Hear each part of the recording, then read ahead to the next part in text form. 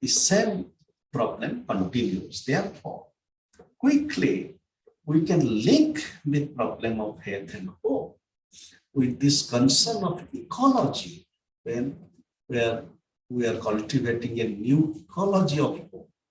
And one implication of this ecology of hope is an ever awakening about the condition of the self and other. Look at the self and other in an ecological way rather than in an ecological way.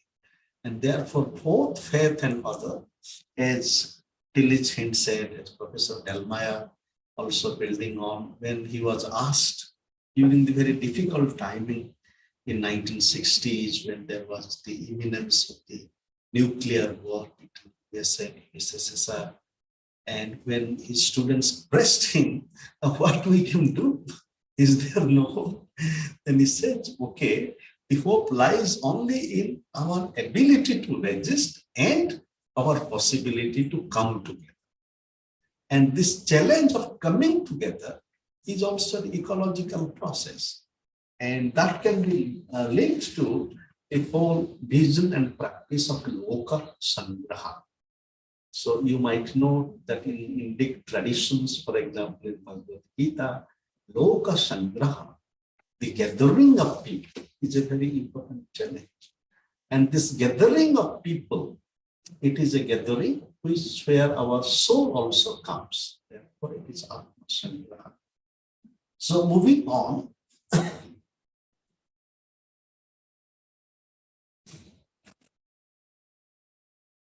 this question of faith, skepticism also is cultivated in Allama Muhammad Iqbal, who in his work, Reconstruction of Religious Thought in Islam, you also, so now how in Iqbal, there is a room for skepticism. And in fact, according to Ayesha Jalal, a very important scholar of Islam, Pakistan, and in her book, she is commenting on Iqbal in such a way and the whole Islamic part that, you know, this line, Illa Illa, it means there is no faith but faith. And the exact quotation comes a few slides after. And Jalal, you know, reads this Quranic line to tell us that how there is no faith but faith. Therefore, what comes is no faith. This whole ability to what is really faith, the whole skepticism. Then we come to the issue of crisis of faith. Crisis of faith has been a challenge with humanity for long, and in our modern and postmodern world, it has reached a chronic and pathological stage, leading to loss of faith in nature, human and divine, which probably inspired S. Radhakrishnan to cultivate recovery of faith. And Radhakrishnan wrote this work, you know, I think in the beginning of 1950, Recovery of Faith, which is a very important work. We find similar aspirations and striving in our contemporary savants, such as Hilary Putnam, who in his work with Jewish philosophy as a guide to life, challenges us to find the roots of our faith, as does Harvey Cox in his Future of Faith. This also brings us to Jürgen Habermas's journey with both faith and knowledge. And that is also very important initiative. While earlier Habermas seemed to be talking about knowledge, critical knowledge, and then in the course of his own, you know, development, his dialogue with religious thinkers and practitioners, beginning with his work with this great theologian, I'm just remembering his name, he was an important political theologian, and Johannes Metz, and then beginning dialogue with him and other theologians, and then Pope Benedict, before Pope Benedict became Pope Benedict, when he was the cardinal in, I think, Cardinal Ratzinger in 2004, a very important dialogue Habermas Singer on the question of religion and religion. So then his book, Faith and Knowledge, which can also be read together, or we can read together with Gianni Vattimo's journey with both faith and critical knowledge. And Vattimo, like Paul Ricoeur, he is one of the few philosophers, and also Charles Taylor. And these are the philosophers who are cultivating critical knowledge and with a sense of openness, but they are also nourishing themselves from their own religious and spiritual traditions. Especially Ricoeur and Vattimo, as well as Charles Taylor. And where Vattimo calls for development of weak thought and weak ontology, which resonates with Tillich's pathway of existential faith. And this whole development of weak ontology, or weak thinking, we can also read Habermas's work in such a way. For example, the journey of human culture, creativity, nature, and he talks about how, as we are in the field of nature, but it is not a question of natural determinism or determination. The self, society, and culture have a lot of creative work to do. And to highlight that, he develops a point of weak naturalism. And in the context of climate change also, when the climate seems to be too challenging for us, not to forget the reality and possibility of our own creativity, creative movements, critical movements, social, cultural, ecological movements. The idea of weak naturalism is very helpful. And therefore, to cultivate an ecology of faith and hope, we need to cultivate these simultaneous processes.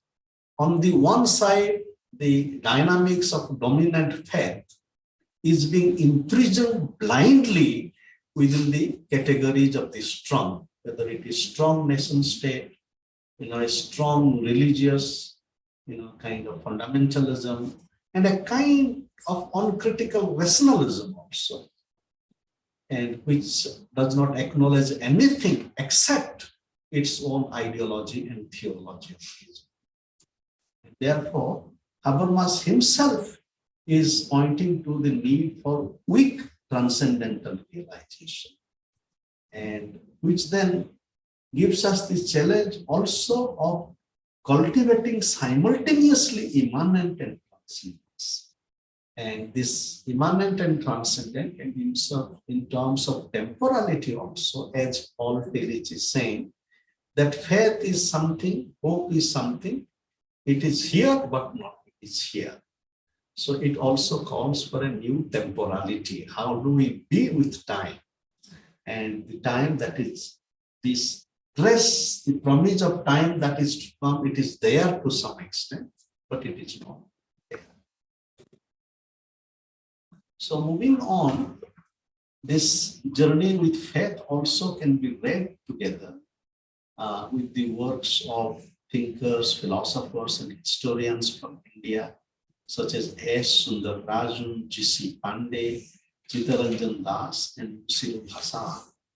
Both Sundararajan and Pandey interrogate modernist valorization of reason and challenge us to realize the role of reason in human history, and which is linked to reason and practices of faith. In his study of Gandhi, Faith and Freedom, Gandhian History, Musirul Hasan also helps us understand the work of faith in history. And here he's really looking at the space of the Muslim world, the way Islamic thinkers and read Gandhi and how these were debated in the newspapers at that time. Chittaranjan Das also challenges us to understand faith as Shraddha, which means love and respect, and how it can help us in our journey of self, social, and world realization and free us from loss of faith. Faith is related to, like faith, hope is also multidimensional. Hope does not fall from sky. It arises from our practices and movements, though hope is not confined to it. In his work, Spaces of Hope, David Harvey challenges us to understand hope emerging from our strivings and struggles. Ecologist M.S. Swaminathan also talks about ecology of hope, which challenges us to understand hope in an ecological way. Ecology of hope is nurtured by our practice, vision, and minds of self and society we create, as suggested in such important works as George Herbert Mead's Mind, Self, and Society, Gregory Bateson's Steps Towards Ecology of Mind, and J.P.S. Uberall, a sociologist and philosopher who taught at the University of Delhi, Mind and Society. Our journey with ecology of hope also relates to classic and contemporary works on politics and theology of hope, such as Bloch's The Principle of Hope, Moltmann's Theology of Hope, Jonathan Sachs' Politics of Hope, Barack Obama, The Audacity of Hope, and Fred Dallmeyer's The Courage to Hope. So in this workshop, we explore some of these issues. We explore how we can cultivate transformative faith in our contemporary world, which is nurtured by creativity and transformation.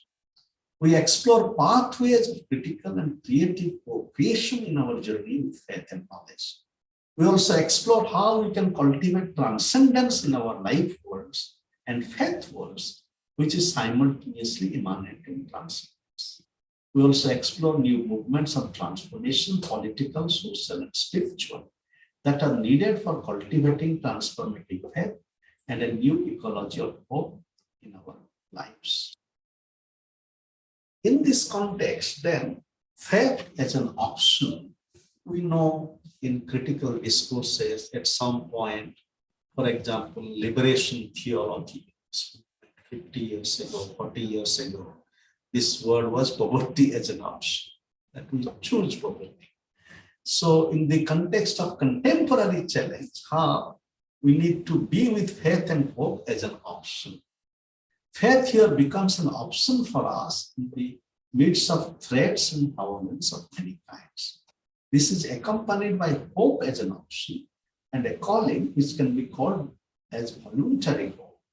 We need now new faith works and hope works, accompanied by faith meditations and hope meditations, with facilitating social, cultural, political, and spiritual movements and transformation.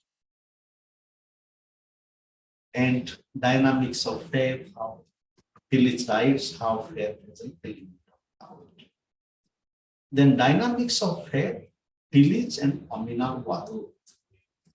Tillich is a source of inspiration to critical practitioners of faith in Islam, such as Amina Wadud, who has fought against patriarchal structures of Islam. In her book, Fighting the Gender Jihad, she writes, I have fought the gender jihad to remove the blinkers that see only the illusion of fragmentation and then build structures and formulate systems to sustain the perception that it is real, and then to give divine sanction to the illusion of human independence from transcendent peace and unity.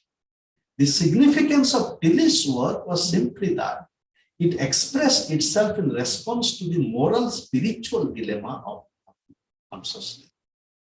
I ran off against a scarcity of information in response to such dilemmas from modern Muslim thinkers. They were obsessed with the realistic politic. Everything was power, authority, and control through the medium of legal operation. What this paragraph from Wadud points to another important reality and possibility, talking about faith, is the element of moral cause. That means, like how Tillich's work would also inspire women from the Islamic space. And she's writing that when Islamic theology seemed to be too political, and now how tillage gave a space for an alternative experience. Then coming to Harvey Cox, his work Future of Faith, and faith, according to Cox, starts with awe, and historically, he says that how the early Christian community cultivated faith, and then coming to the first 3 centuries of Christianity demonstrated theological variety, spiritual philosophy, and an anti-imperial stance. All of that changed in what Cox calls the age of belief from the 4th to 20th century, when faith became identified with creeds, orthodoxy, and correct doctrine. The imperialization of the church under Constantine also resulted in the glorification of bishops and widespread ecclesiastical corruption.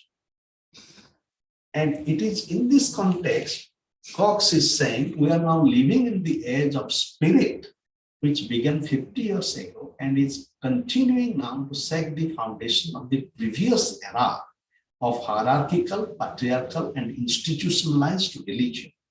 Cox gives examples of the last gasps of the old paradigm, an interview he did with Cardinal Joseph Ratzinger before he became Pope Benedict, and a look at how Protestants are struggling to move beyond fundamentalism. The world's religions are also undergoing reforms, and in the last chapter of this book, the author charts a few of them in Islam, Buddhism, and Judaism. Cox comments on the emerging church movement, its impact on mainline churches in America. So he's pointing to how the rise of the less dogmatic in the religious sphere. So then this visits the issue of faith, freedom, and Gandhi, which I stated. And Hassan acknowledges Gandhi's immense love for Muslims. Once in jail, he anxiously stuck his neck out. You may choose to ignore the poem for a glimpse of the Eid moon along with some Muslim events. Gandhi enjoyed great personal rapport with Muslim leaders, but Hassan argues he had a limited or a specific understanding of Islam. It was set by his early experience of the mercantile South African and the Gujarati Muslim community. His approach would later lead him to a dead end. Then we come to home and Moltmann. And here Gan Luigi, who is present with us, in commenting on Moltmann's theology of hope, he writes, the concept of hope which is here being dealt with is not that of a transitory hope, directed to different, not mutually connected aspects of life. The concept of hope corresponds to the mental attitude of the individual who receives God's promise of the resurrection from the dead and of the coming of the new kingdom. Hope becomes and is therefore the constitutive disposition of the individual considering reality, direction, and its sense. Then Moltmann will continue how the whole issue of promise, and this line from Moltmann, if it is hope that maintains and upholds faith and keeps it moving on, if it is hope that draws the believer into the life of love, then it will also be hope that is mobilizing and driving force of faith's thinking, of its knowledge of and reflection on human nature, history, and society. Then this passage from Moltmann is very interesting. The creature itself is a wayfarer, and the homo viator is engaged along with reality and history that is open towards the future. The divine is not seen as that which is ever existent in constant and abiding orders and self-repeating structures, but it is expected in the future from the God of promises. Then we come briefly to Ernest Bloch, Principles of Hope, and how Bloch also, like this writing, of course, nothing would circulate inwardly either if the outward were completely solid. Outside, however, life is just as little finished as in the ego, which is working this outside. So again, Ernest Bloch here is emphasizing on many of the things which we briefly, like the anticipatory nature of hope and how you prepare for that. And he talks about militant optimism, the categories of front, and ultimately and precisely the defeated man must try the outside world again. That which is coming up is not yet decided. That which is swung can be tried out through work. Through a combination of courage and knowledge, the future does not come over man as fate, but man overcomes the future and enters it with what is his. And one aspect with Bloch, as he's pointing to the anticipatory character of hope. And he's also discussing the role of art here. And he's saying how in the field of art, he's looking at art almost as a laboratory. And that laboratory of art also creates a different sensibility. And therefore, the link between art, hope, and what can we call as anticipatory consciousness. And we have our friend Marcus Bussy, who has worked on the theme of anticipatory aesthetics. And both John and myself, we have co-edited a book in which Marcus has this essay. And the significance of that is not only anticipatory aesthetics, but how aesthetic as part of both faith and hope can create that anticipatory process. Then the issue of faith as an option, which I have today, and some further reflections on ecology. Now, ecology of hope also can be linked to what we can call as ecology of knowledge. Because when we are in our world with our human condition, with only one dominant knowledge that we have, like say modern scientific knowledge, and modern science construction of the world, then we see that this is the only construction of the world that is with us. And look at, for example, climate change, the imminent collapse.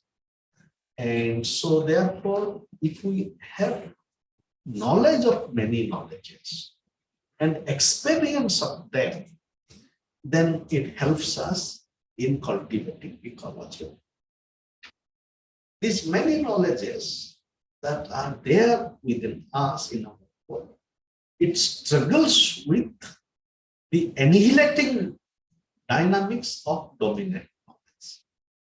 And this dominant knowledge is bent on creating the killing of knowledge, but it's stemicide.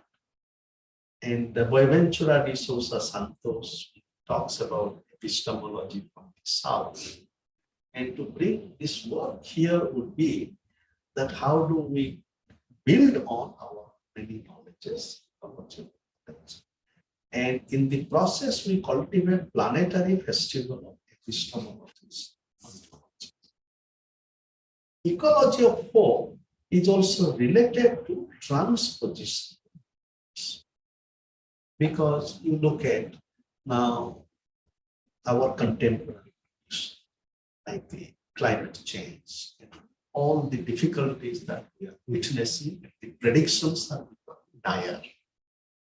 But those policymakers and scientists who are mainly within the specific domains of science or in these rooms, in COP27 meetings, now if they do not move around the world in a transpositional way, for example, the way the communities, the grassroots communities, they are working on climate change, the transitional city movement, transition city movements. So unless the policymakers and scientists, they also do not experience these different ways of being with our challenge, I call therefore, these transpositional movements are very important for cultivating.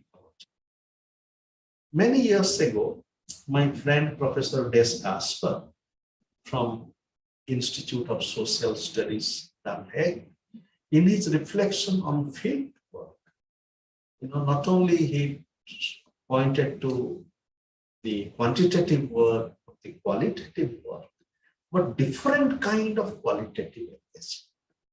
And it is not that as an anthropologist, one has to spend 3 months or 6 months in a field. Even if you spend one night as a policymaker or a scientist, hardcore scientist, in the life world of people, it does make a difference. And here I remember this story about economist Kaushik Basu, and he was visiting SEBA. You know SEBA? SEBA is the self-help women's group in Ahmedabad, and its founding leader, Ila Bhatt, is a very inspiring activist worker. Just breathed her last 2 weeks ago. About it. And Basu writes that how he was visiting a village, a Seba village where women are working. And instead of coming back to the hotel, she stayed, she slept in a woman, associated woman's veranda. And she writes about that experience. And so to cultivate ecology of hope in the context of the kind of the standardization of the life that is happening, it is very essential for all of us to move across our lives. And this then, it leads to the cultivation of a new hermeneutics as we interpret cell culture and people. It is not just from only one experience that we are talking about. It's hermeneutics coming through multiple locations in the world, as well as multiple temporality. That means multi-topial hermeneutics and multi-temporal hermeneutics. Because one challenge before contemporary world to think of hope is that if our experience of time is only limited to the contemporary, without that historical sense of how as human society we have really struggled with the challenges. In fact, modernity creates this condition of temporal narcissism. And in fact, science has a role to play there as well. So how do we become part of a new temporal realization of moving across different time? And how ecology of hope is related towards creating a new social and ecological buddhi chitta. And the idea of the buddhi chitta or buddha mind, you remember when Tillich is talking that to be able to be with hope, the condition of our mind is too important. It talks about stillness, intention as well as stillness. And that Buddha mind also can be linked to, that word does not exist, but I have added that Tara Chitta. The Tara, goddess Tara. I also not talk about Tara Chitta and Bodhi Chitta simultaneously. And then as a provisional way to conclusion, that we can link the challenge of ecology of hope to some of these contemporary discussions. Now, the Club of Rome, which with its work Limits to Growth 50 years ago, which kind of created the wording, and on the 50th year, it has created a document called Earth for All. And I invite us to link ecology of hope to this challenge of creating an Earth for All. And in this document, Now, the present, thinkers with Club of Rome like Rampele, Sandrine, and economist Jayati Bose, who taught in JNU, and many of these participants, they're talking about a few turnarounds. One is the poverty turnaround. The other is the energy turnaround. The other is the gender turnaround, and a few others.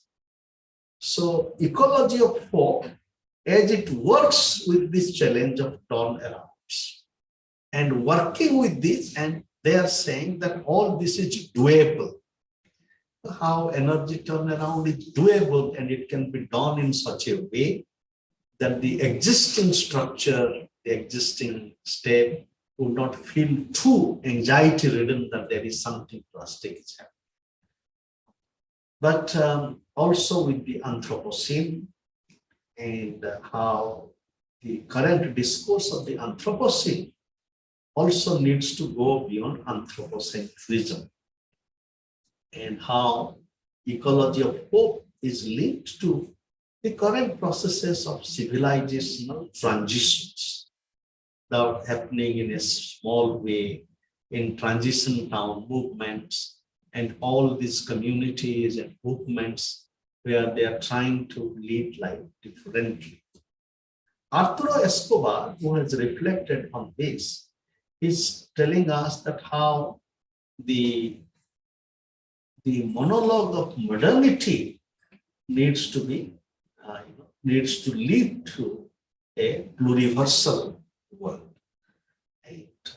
And then the need for trans-civilization dialogue for this purpose. Therefore, both faith and hope, they are multidimensional, though they relate to certain context, the religious and spiritual context of humanity, but they also interact with the condition of science, technology, politics, and all these things we need to take into consideration. And finally, a poetic journey with faith and hope. You say there is no hope. What is hope? What is its color? Is it only white, red, purple? Is it also not black? Is it also not dark? Is there hope in darkness? Does hope fall from the sky? Do we have to keep our mouths ready to have hope? Or do we have to pray and work, love and meditate with light and darkness? Relationship is the soil of hope. Soil and soul dancing together, kissing each other with hope. Thank you for your attention.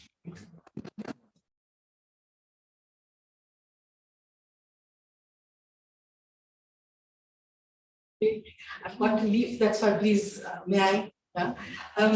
So exciting. This is really interesting, I was constantly reminded of Ricoeur, who you also quoted, how Ricoeur and his idea of hermeneutics of suspicion and your hermeneutics, the model that you have also proposed, the hermeneutics of hope.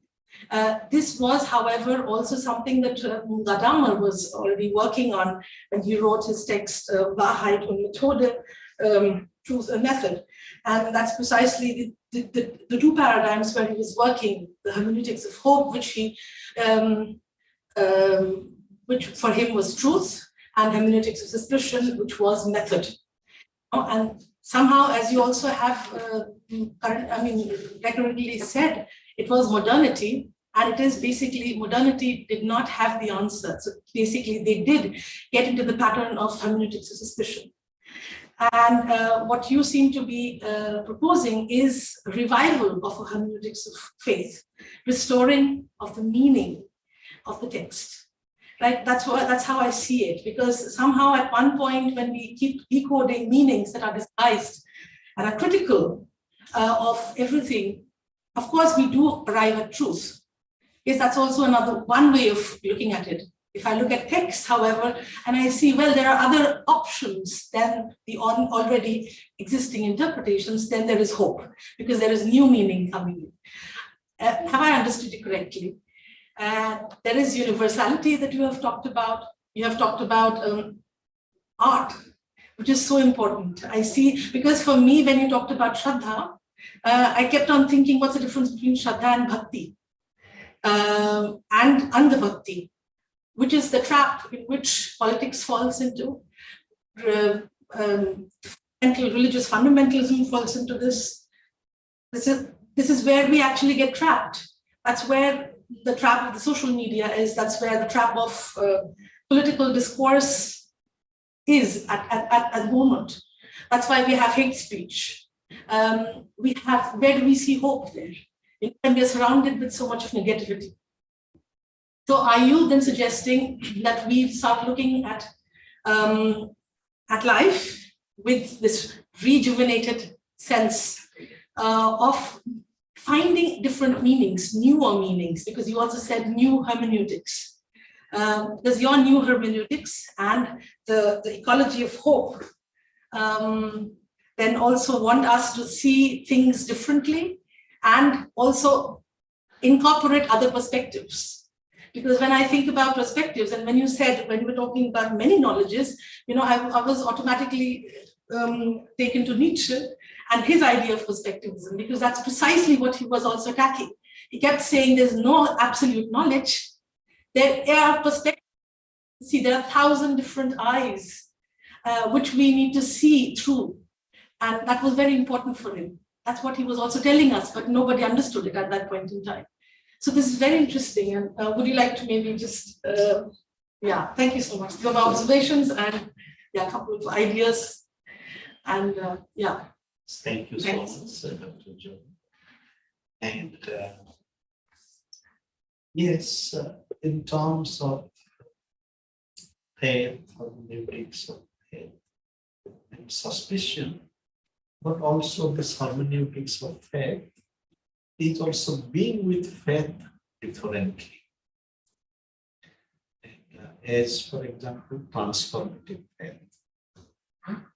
And then this roots of this faith is also multidimensional. For example, not only tradition in the sense of multiple traditions, though Gadadhar was open to that, but maybe he was planting seed and these multiple traditions, or a sense of critical tradition, that it is his very creative followers like Fred Dallmayr cultivated in a way that may not have been fully blossomed in Canada. With Dallmayr, we see that how it is also critical faith. He talks about critical hermeneutics. And that critical hermeneutics is always open to the danger of prejudices. It is not only prejudice is enabling, but prejudice is also destructive. And therefore, this faith and also science, for example, it is not just the difference between science, religion, science and spirituality. Now, science is also a domain of faith, understood very broadly.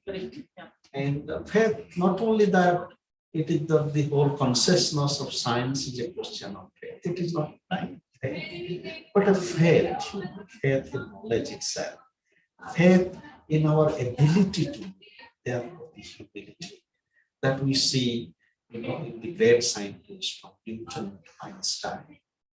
And both Einstein and Newton were very open to the religious domain in their own ways. And then about and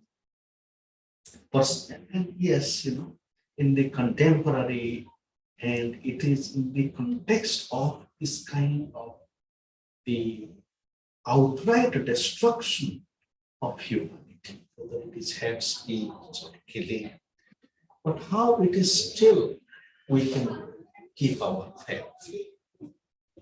And that is therefore Shraddha, it is in that sense. And faith as an option. Because you look at the very difficult spaces. I was just reading a few paragraphs of a review about President Trump's time in the White House. Yesterday I was reading that. You know, and the book tells us that how people were part of the bureaucracy, you know, the staff, you know, how they did all they could just to preserve this certain basic element, you know, and how could they do that? You know? And at great personal risk, and so it is that sense that despite all the destruction that is going on, if we look at, there are still many people in different domains. They are still working how to preserve a basic modicum. And that would be called as a constitutive dharma, understood in that way. About perspectivism is that yes, there are many perspectives and the perspective as well. But the challenge is that with multiple perspectives and our own location in a perspective, this is the starting point, but it is not the end point. Therefore, how do we be with perspective in such a way while acknowledging my perspective from my location in a perspective, I am also able to listen to your perspective. I do not know whether in the Nietzschean way, there is enough cultivation of this multi-perspectival way of being in the world and what it entails, for example. In a related way, it entails a morality, what is called as anekanta. And this anekanta, this multiple will, is not just a bother or an ideology, it is a pathologic way. And so therefore, multi-perspectives needs to become part of what can be called as a multi-value logic of economy, as well as interconnections, and the role of aesthetics in that, so that it frees us from the rigidity of a one-sided, self-valorizing perspective. Thanks so much. Thank you so much for exciting lecture. I have many questions actually. One of them would be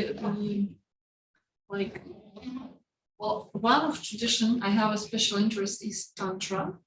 And in a tantric way, in fact, I see it as an attempt to, if I put it in a Kantian way, for example, Immanuel Kant put it, that Ding an sich, thing in itself, is not knowable. So we cannot know the absolute reality. So we do need faith and hope because we don't have access to Ding an sich.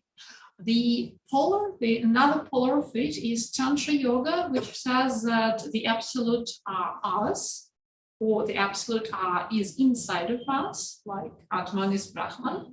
So we can actually know the absolute in our own experience. So there is no difference between immanent and transcendent, because transcendence is also immanent. And Tantra is, as I see it, like both Hindu Tantra and Buddhist Tantra, is a way of knowledge, which actually, well, I will put it more maybe exaggerated, but you don't need actually hope because you have experience, you have direct experience. So as Swami Vivekananda said, you don't need to believe in the immortality of soul, you can know it if you had an out-of-body experience. So if you have seen God, you don't need to believe in God because you can experience God directly. So how would you see this difference, like tantric approach, which basically explains experiential knowledge of transcendent reality, which makes faith is kind of, I would put it exaggeratedly, but maybe even not needed, because if you have knowledge and direct access to reality, then why hope? I'm just curious about your Yes, thank you so view much. on this. Thank you. And it is really pointing to certain deeper ways of realizing reality. As you mentioned, that in some way, the boundary between the transcendent is so porous. Yes, And therefore, this whole consideration and faith and hope from mainly say from Abrahamic tradition. In a way, Maltzman, Tillich, Cox, and all of them, they are coming from one lineage, of course, with a lot of fullness. And once we bring Tantra, it comes around. But even with Tantra as practice, one thing is Tantra as vision and experience. Of course, we realize that in all these, there is also an experiential dimension. Even in the Abrahamic tradition, there is also the experience of the divine. Experiential dimension is there, but not maybe theologically expressed in this way. But despite the Tantra vision, in reality, there are many challenges also, isn't it? The tantric world is at the same time full of lot of challenges. And one of the challenge is the challenge of temptation, is it? And for example, the great Milarepa from Tibetan tradition. The story about his life, what happened. You very briefly that he was deeply concerned with the injustice made to his mother. And he learned this in such a way that he learned this art, he ordered the vanishing of all these people who have caused.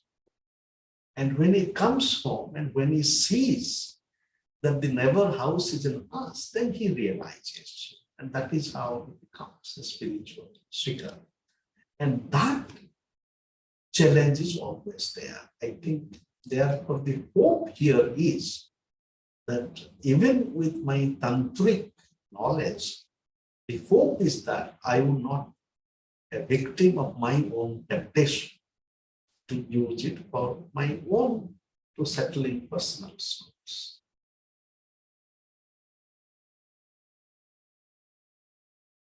I have some ideas, but maybe your students would like to jump in, because otherwise, professors dominate the conversation. Sorry, yes, sorry, I would have also, yeah. Thank you, John. Good.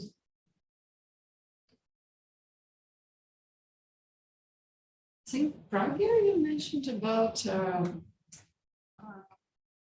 manifestation. This might be interesting, or like hope as manifestation. Yeah, like I want to ask that when everything is going like upside down, every way you see that is closed, no ray of hope you are getting to show. And how come the hope in that scenario comes in vain, and how can we manifest in that case? Yeah.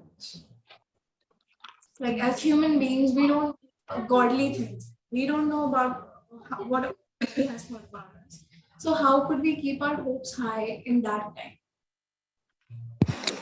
Your, please? My name is Pragyasha. Pragyasha. Pragyasha. And studying? BA Legal Studies. My name is Navya, and I'm studying in BA in Legal Studies. That's a legal study. You are all from Yeah, school. we are classmates. My name is Shubhangi Yadav. I'm also studying the same course. Thank you, Pragya. Some thought from you, please.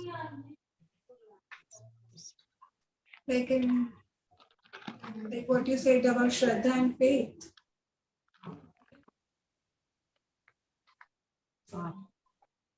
Actually, I would also agree with Pragya, like all the negativity around us, and whenever we had such complicated issues, and how do we keep our hopes high during that time? And I want to ask for a reason. Like really everything that is happening, it is for good. Or what's the reason behind what when we say everything happens is it is for a good reason. Like we're always tested to see good things in even the bad. like every cloud has a silver lining. That's a very popular saying. So how to believe that every time, even the time.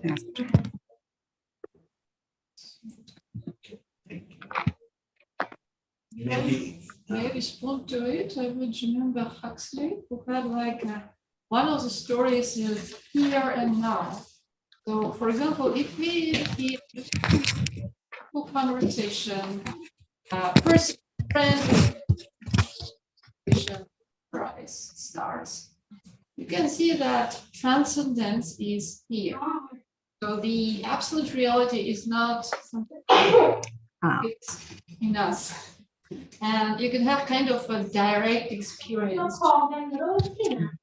Arts, beautiful music of poetry, speaking to that transcendence is full. It's not somewhere else, it's not somewhere far away, it's here and now. But I think when you have real life situations, real life problems, real life difficulties, then these things are inaccessible, and even you can't focus on that at that. Like if your family members are unwell, like take an example. If they're unwell, if you're not happy, not stable, peace of mind is not. Then how would you even look at stars, moons, and find a better way of hope in that scenario? And ma'am, is everything really happens for a good reason? It's a good question. I don't dare to. I can only say my opinion on it. we will kind of touch it a bit. And before yourself, you have some thoughts, please, sir. Your good name, sir.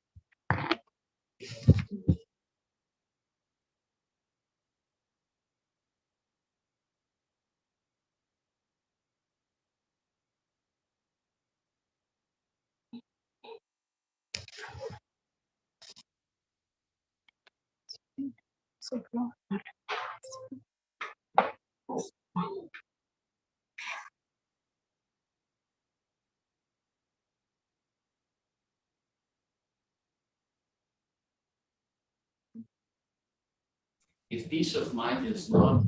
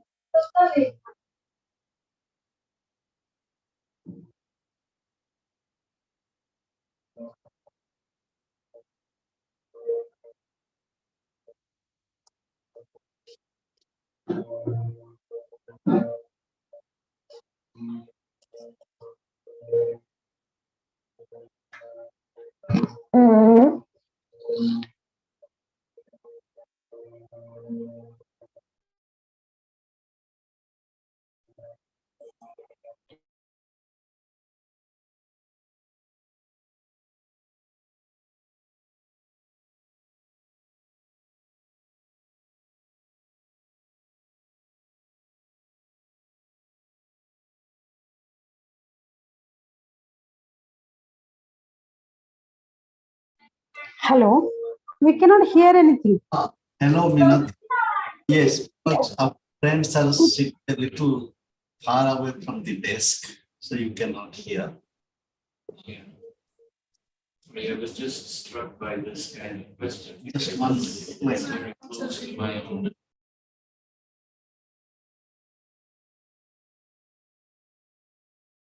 Thank you. Your good name, please. My name is Sergio. Okay. Hello, hello. Nice to meet with you. Please. Thank you. And now, John, please. Well, you stirred up lots of ideas as usual, but so among so let me draw out two. First of all, I find it very problematic that you seem to equate faith and hope. And you quoted rather promiscuously Christian theologians, Muslims, Aurobindo, all sorts of people. And in fact, the discourse they're using is very different. Moltmann, you quoted, for example, Harvey Cox, are Christian theologians. I think Moltmann probably a Catholic, I don't know, but Cox is definitely a Protestant theologian, right? If he's still alive at Harvard. Their understanding of faith is to do with the fragmentation of the Christian worldview and how to presumably recover some version of that which is appropriate to the contemporary world in a kind of postmodern setting. Ernst Bloch was a Marxist and Jewish as well, and totally different kind of discourse. I mean, he's talking about a kind of utopian understanding of the future, right? Trying to recover the idea of utopia as a viable way, not as a kind of fake, just literary thing, but actually as a way of imagining alternative futures. Okay, it seems to me that if you're talking about faith in one context, you're talking about essentially a thing which is rooted in a religious worldview. When Bloch talks about hope, he's not rooting it in a religious worldview. Okay, so what happens to these concepts? I mean, does hope? What's the content of these things? And I mean, is hope? I mean, I could have hope in a scientific.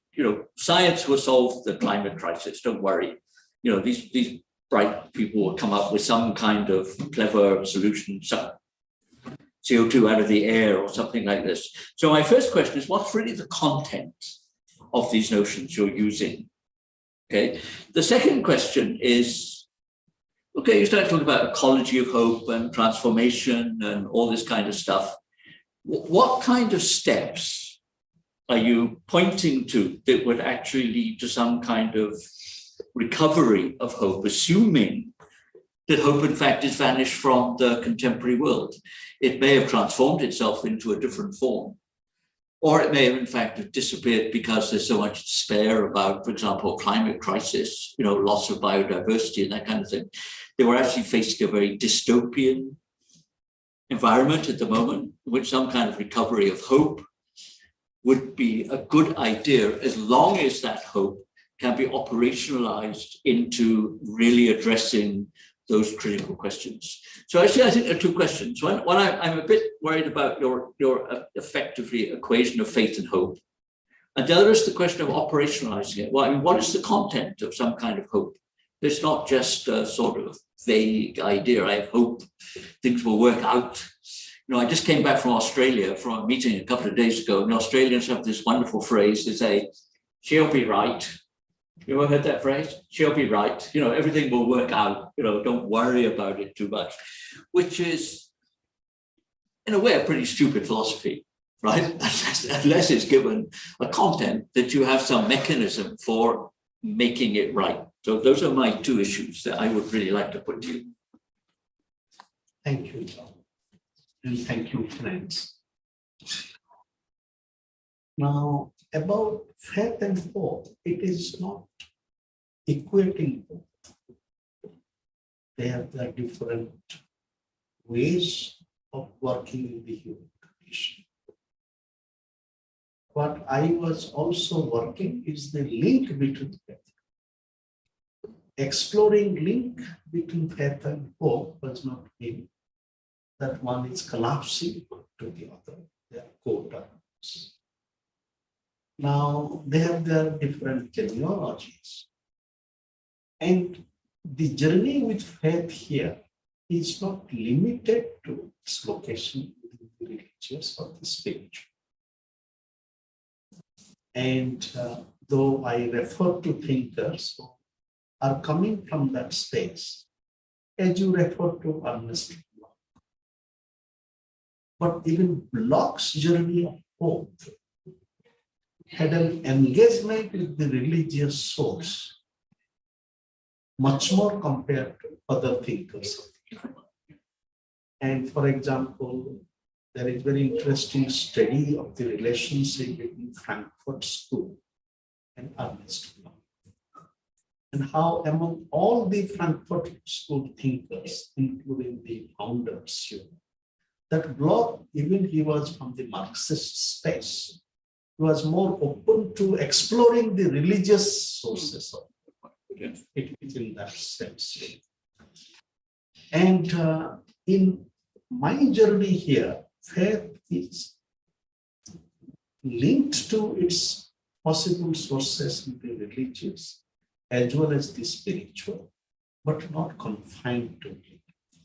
And for example, the dynamics of faith in humanity itself, or faith in certain notion of fairness.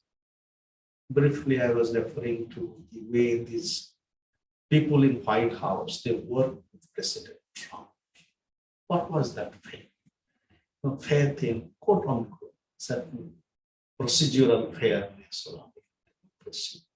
So faith understood in this broad way, so it's explored here. In terms of ecology of hope and steps, in what way we take these steps. But you would also note that taking step is not the same thing as operationalizing it. You are really hinting at the path of taking steps.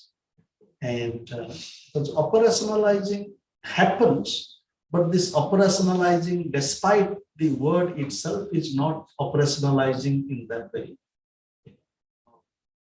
in the sense that we. So in terms of taking steps, the content of it is that when I was referring to the whole term ecology of hope points to the kind of practices that we need to be engaged in. Therefore, the relational is driving the struggles.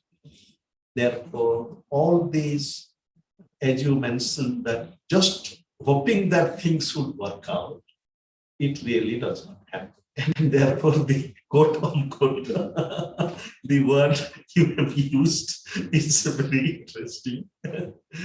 And hoping that things would be right, it is not the task of hope. Now, all these hope-linked thinkers like Tillich and others, they are really pointing to practice, what we are doing, that anticipatory work. And therefore, in terms of content, and therefore this whole, for example, now sustainable, our SDGs, it becomes a very important work that it's a space of hope in that sense. Poverty is torn around that the globe of Rome is talking about. So how ecology of hope is created with work and vision in these spaces. So, and then very quickly with your thoughts is all three of you pointing to the difficulties of life. And as Sergio was, helping us to understand that with all these difficulties, if we just reflect on our own experiences, and this experience, the question is this experience is only limited to myself? Like when you three of you, in your own life works, there would be challenges, but not of the same kind, isn't it?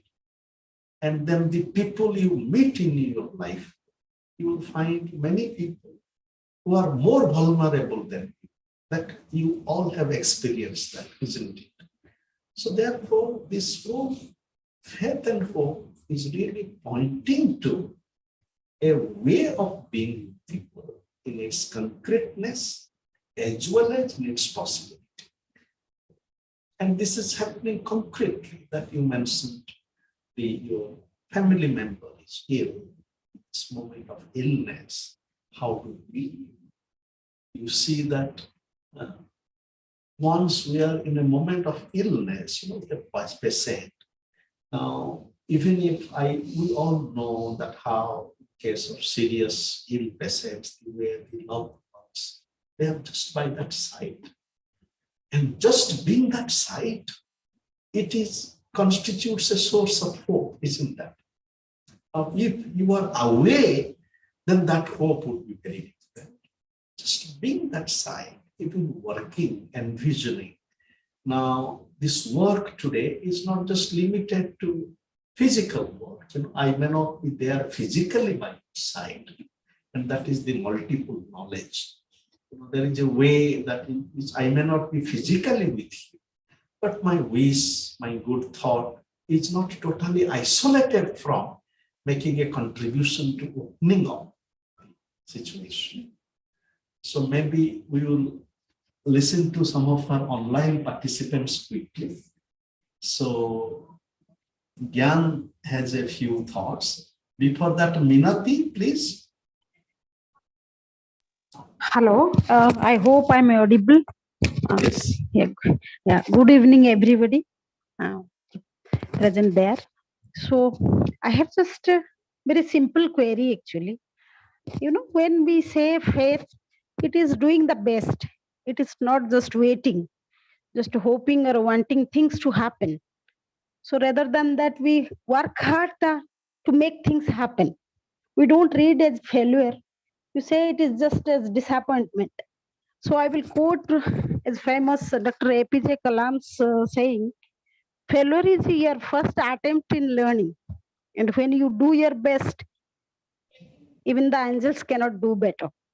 So that shows that faith can move mountains. We can approach our crisis, laden with faith every time. But we may not have the solution logically because I think it is about the sublime element.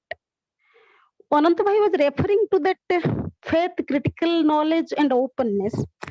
So this thing is, while faith in oneself is essential for success, but blind faith can be very dangerous. One must have that microscopic scientific analysis of the matter or event or anything. In this scenario, how do you recommend that faith should, how much to faith should have the faith? And how we can prevent ourselves from becoming an extremist? So thank you. Thank you, Minati. Would you like to open your video? Friends can see you.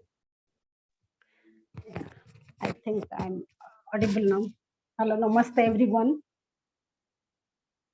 So thank you, Minati. Yes, these are very important thoughts. And in fact, the role of science, critical thinking is so significant, and how we free ourselves from the danger of blind faith.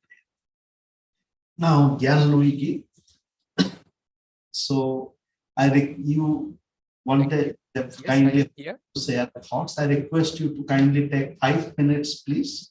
Thank you very much. Yes, it was everything very interesting. I would have so many points on which there would be observation to do and remarks to express. I would say, well, perhaps one important point is this concerning the relation between faith and hope, because of course this is a very important point, much debated on.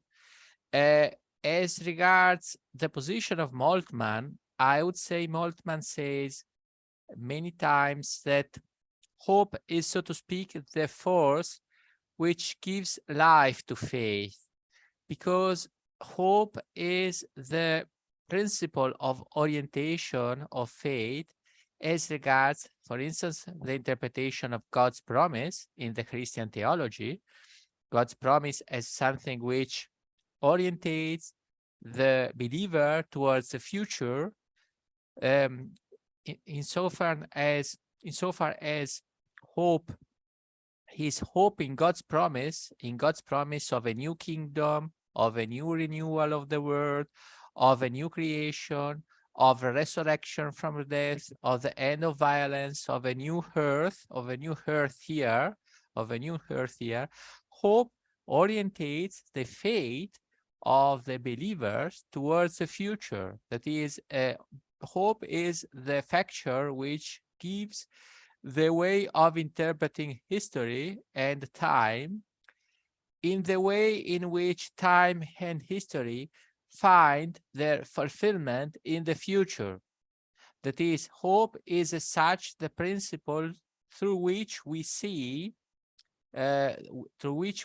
future as the real dimension of history, as the authentic dimension of history and of time, and therefore it shifts the weight of attention of the believer from the past or from the present towards the future. That is, it is a complete, so to speak, way of enlivening and of orienting our faith. And therefore, for instance, Moltmann says many times, without hope, faith is blind or faith is not alive. I would say this is a point, of course, it can be discussed. And of course, it has a relevance mostly within the Christian theology. Of course, it could have also in the Hebrew theology.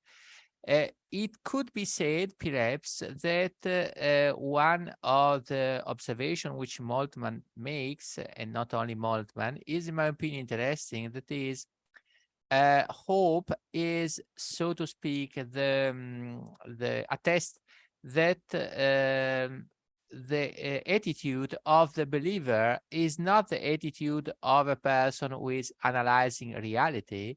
The attitude of the believer is not that of the observer.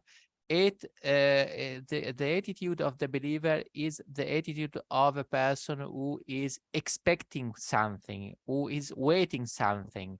That is, the believer is not so much the person who is attracted by the present as it is, by the reality as it is given. The attitude of the believer is the attitude for that which is not yet here. That is, the dimension of not yet being is the dimension which is attractive for the believer. It is the dimension for which the believer who has hope has directed his own attention. This, would I say, I do not know. I think that I had already used my 5 minutes, therefore I would not like to annoy you any longer. But of course, I am at disposal for future observation. And I thank you very much. I would only like to say that, of course, I hope, so to speak, that the discussion can be prosecuted in the future. Thank you very much. I'm here at disposal anyway, for if you want to, that I add something. I am here. Mucho gracias. Gracias. Yeah.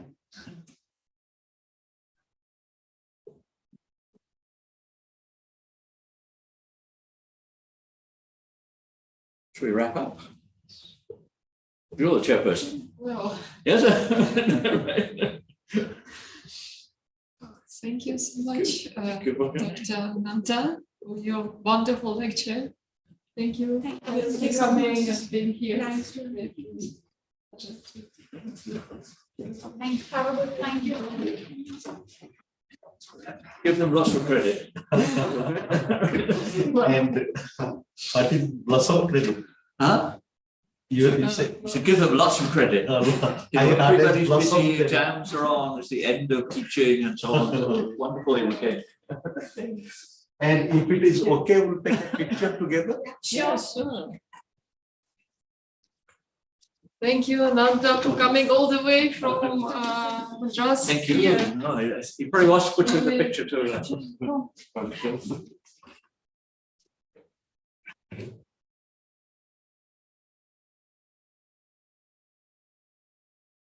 Thank you so much, sir. Where, Sir, I'm from Lucknow. I'm from Meerut. I'm from Meerut. Oh, we need someone, I will ask someone to take where do you want the picture here? Yeah, but I can also ask someone else maybe to take picture. Okay. Selfie. Yeah.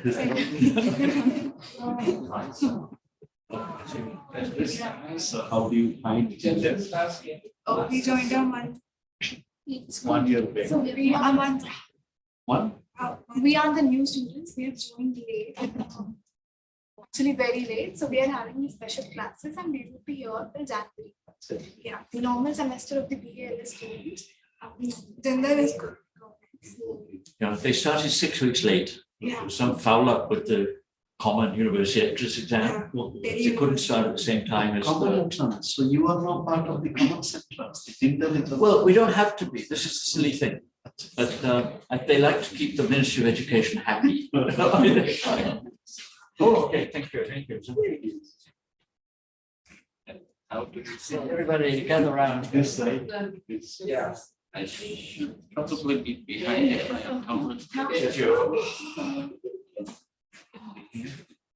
Be where you like. Where it is more harmonious. And,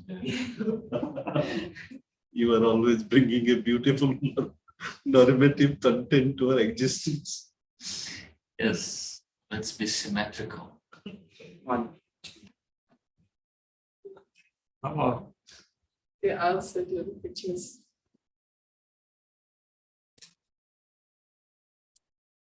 Yes. Thank you. Thank you. you. Okay. Thank you, everybody. Thank you. Thank you.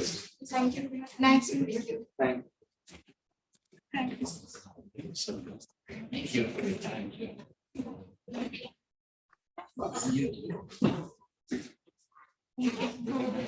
How good is Thank you.